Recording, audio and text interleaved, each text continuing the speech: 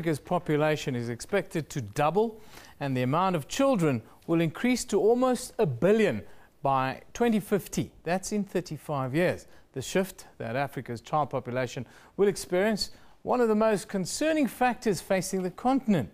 Last year, 11 million of the 40 million babies born in Africa a year live in conflict-afflicted areas or low-income households.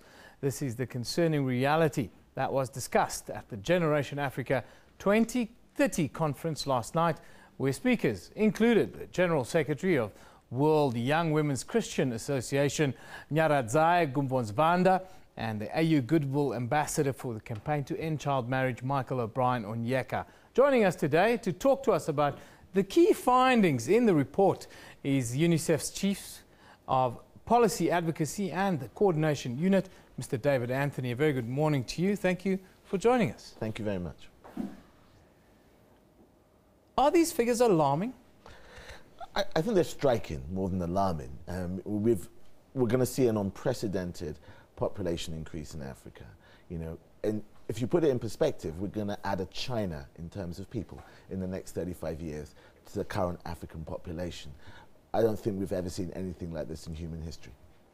Now, if we speak to the economists, they tell us, oh, Africa's economic growth is really spiking in Africa. 6 of the 10 fastest economies are on the continent, and the outlook is really good. How do these two numbers connect? Well, they connect very well. I mean, Africa is doing well. You've got a very striking kind of foreign investment perspective, particularly from China. You've got a new kind of entrepreneurial spirit. You've got a lot of commodities here that are being sold. So Africa is really beginning to open up for business.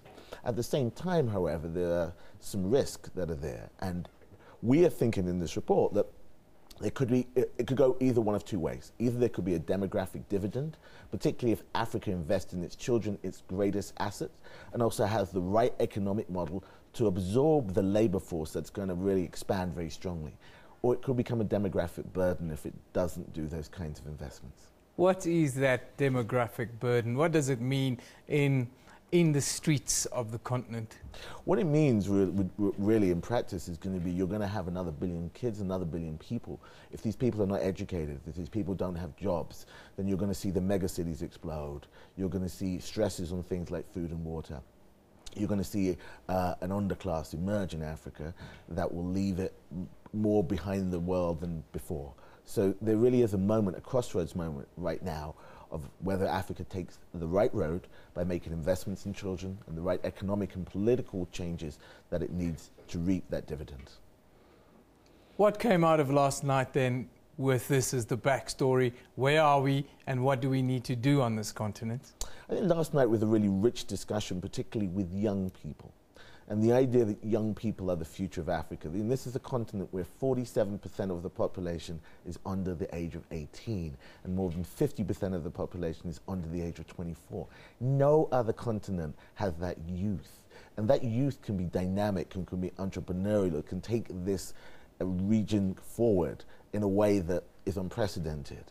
But that youth needs to be educated, that youth needs to be healthy, it needs to be protected from violence and abuse, and it needs to be given the opportunity to show its talents. That speaks to education and technology, right, mind you. In Africa, we always hear and read about our dependence on what's under the earth, mineral wealth and the like. Is it time for us to park those ideas and focus on education, focus on technology, focus on manufacturing?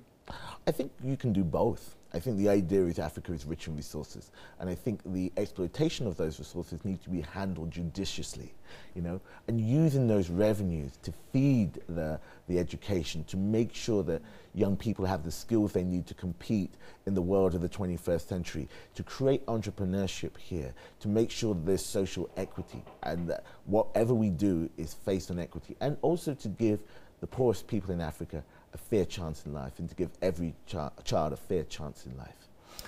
What would you like governments, we even have economic blocs, ECOWAS, SADC and the like, what the onus, is it as much on them to create this kind of infrastructure? Is it what we see happening now, the kind of connecting of of economic zones within Africa to create those opportunities? Are you seeing the right things happening?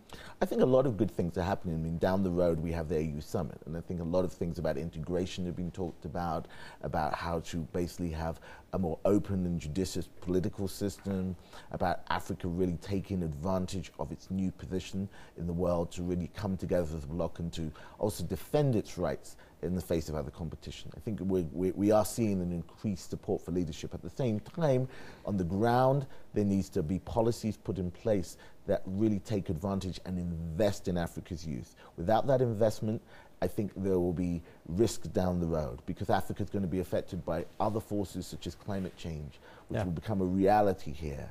And I think those things, we need a young labour force that really knows how to compete in this world.